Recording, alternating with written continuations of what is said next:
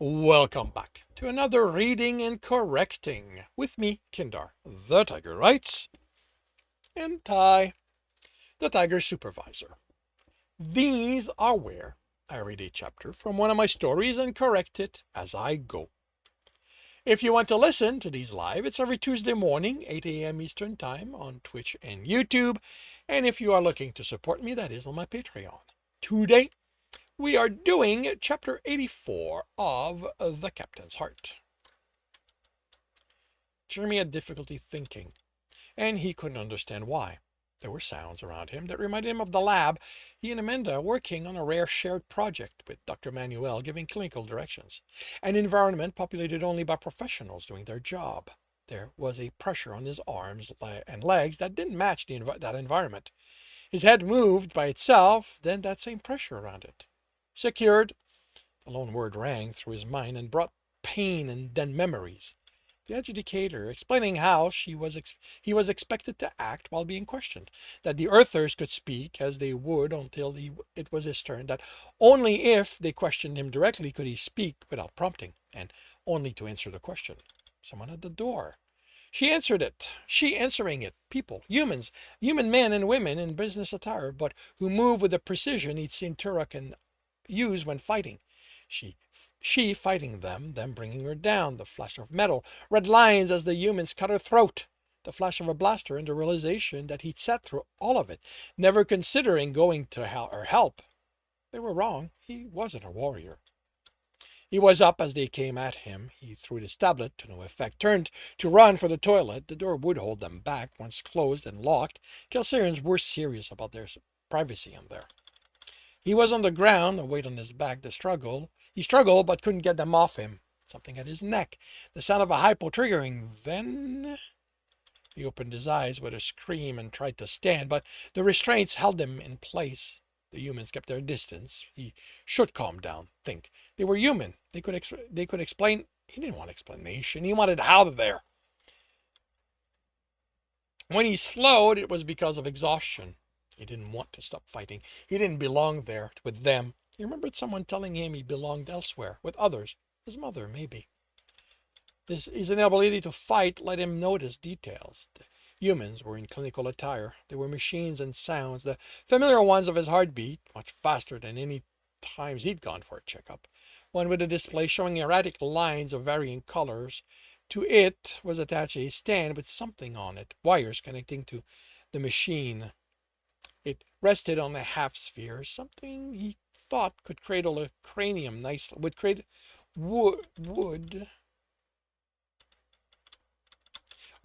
a cranium nicely, with a raised visor that would cover his face once lower. Sickening familiarity hit. Fuck no! He fought against the restraint again. The restraints again. He didn't care how exhausted he was. He wasn't sitting here and letting them put that thing on him again.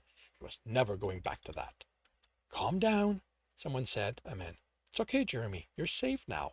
A familiar voice. Don't call me that. He snarled. You lost any right to my shorter names, Omar. If you're going to call me anything, it's Technician Jeremy Bradshaw.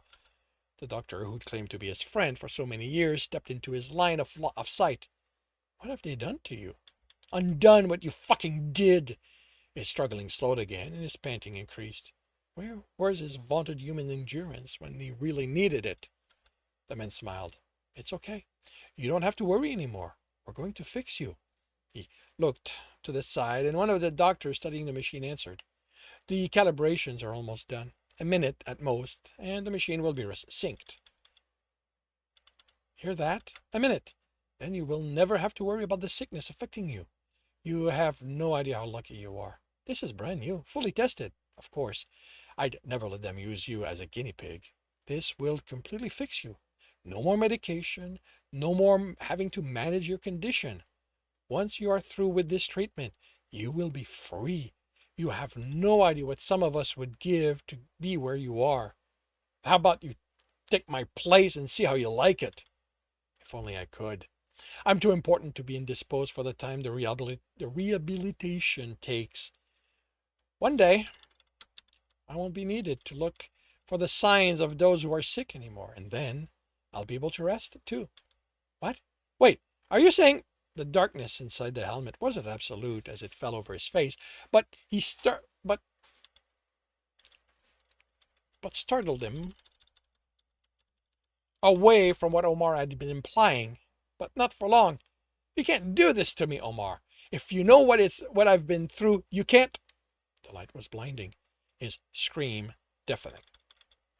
He scurried away from the golden fur. Please, he begged. The fangs came this time, with golden eyes filled with glee as they bit and rent him. He ran. He ran and couldn't afford to slow. No matter how much his lungs hurt, how the pain spread through his calf, he had to keep running. Outpaced the monster after him. A forest came into sight, and he knew he'd find safety there. The forest was where he belonged, someone had told him once. His mother may... The form leaped out of the safe place and fell on him. Golden eyes locked with his as claws ripped him apart. He whimpered in the corner of the room. He wanted to be away from this place, but the thing that owned him had broken him in so many ways that even crawling to this corner once he'd been dropped had been almost too painful to bear. He wished he was dead, that he could kill himself to be free that way, but the thing of golden fur had made sure he couldn't do that. He liked its toy too much, the only thing someone like him was good for. He made himself as small as he could, ignored the pain in hopes it wouldn't see him this time, but it came closer. There you are, the golden furred beast said, the words barely intelligible. Why hiding? Don't you want to have fun? It grabbed him by the nape, and effortlessly raised him until he had no choice but to look into those golden eyes, filled with malice. Aren't you hungry? It asked, smirking. You must be, because I'm ready to feed you. It lowered him. Then the hard cock was shoved in his mouth, and it thrust with abandon, without care for the pain it inflicted him, physical and emotional. He wasn't like this. He wanted to scream. He wasn't sick like the beast. He was a person, and people didn't do these kind of things. Then his face was pressed into the groin. The cog deep enough he might choke as it pulsed and filled him with wrongness. Stay down, he whispered, pulling Beth so the things lurking outside couldn't notice her. He didn't know where they'd come from, why they'd invaded. Humans only wanted to be left alone, after all. They didn't care for what happened in space. That was their world. Why couldn't they have been happy staying there? Where's Mom? Beth sobbed. I don't know.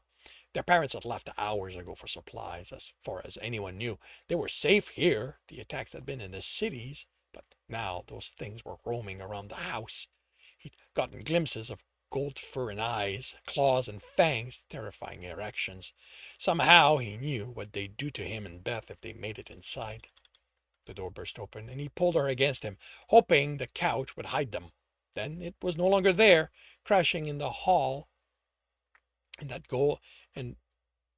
golden-eyed creature leered at him. Run, he told his sister, but before he could do the same, it had it, lifted him, ripped his pants off, and then he screamed as it entered him.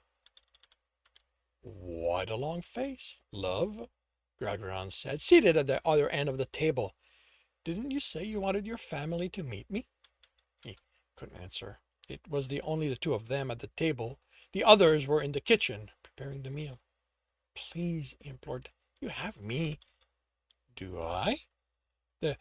He swirled the crystal glass, and the red liquid in it left the thick lines at the edge. I can see it in your eyes when I fuck you. That faraway look. That wishing you weren't with me, that you were home. The beast that had taken ownership of him smiled as he motioned. You are home now. Others came in, set the table, and vanished. And isn't it a human tradition to have your love's family for dinner? The door burst open, and the smell of cooked meat filled the room before Jeremy could respond. He looked at those pushing the cart, and his mother looked back at him from it, a cooked face a rictus of pain and terror. Why did it always hurt? Why couldn't he grow numb to the treatment? There should be limits to what he could take. How much he'd been used by that golden beast should have crossed that years ago. And yet the pain was there each time he shoved it in there, and his mind screeched, was ripped out in the darkness. Was ripped out in the darkness of the bedroom, was replaced with lights, sound, motion. What had happened? Where was it? Where was the beast's face appeared before him, and Jeremy bolted over the back of the chair, crashing to the ground. He had to get away. Chair? The words triggered memories, emotion, information. Get away from me! He yelled, in spite of what he knew. Jer, it's me, Gralgiran. I know, he whimpered, curling into as small a ball as he could manage, dreading the touch of the men he loved. It didn't come, thankfully. What did you do to him? Gralgiran roared further in the room, and Jeremy risked a look. His heart had one of the doctors who had done this to him by the throat against the wall, arm raised, claws out, and two hunters hanging from it, trying to pull it down, to force his heart and their alpha to stand down. You can't kill the Earthers, one of them said. In a smooth motion, Gralgiran dropped the human, shrugged himself out of the hunter's grasp, and had one on her back while he grabbed the other and threw him further away. Before he could grab the human again, two others were on him, and this time his heart wasn't able to outmaneuver them. Then two more replaced them, and with the third pair, Gralgiran was on his knees, panting. Jeremy? Turek was well out of reach, but Jeremy still flinched. His friend reached out for him, and he recoiled. Disassemble the machine, someone yelled. I want every component accounted for. Jeremy? Turek said, pulling his attention again. We can't stay here. We have to take you back to the ship. I can't. He whimpered. He couldn't go to that safe place. Not with them. His friends, his rescuers. He reached for the mental box. Now was the time for it. These feelings weren't his. He wanted them gone, but it didn't come. He went through the mental thought that had summoned it before, but nothing happened. All right, Turek said, not the ship, but we need to leave this place before others come. We won't be able to hold out a concerted attack by Earthers. I'll take you to the station, to the station's medical. All right? They will be able to help you there. He looked at the hand, the clawed hand, claws that had rendered him apart. No, that was the machine. And it was Gralgiran who had done that to him, not Turek. Gralgiran was the one who used him, killed him, hurt him. The others just helped him. But his friend was right. He couldn't stay here. For as dangerous as Kelsirians were, humans were worse. And that concludes chapter 84 of The Captain's Heart.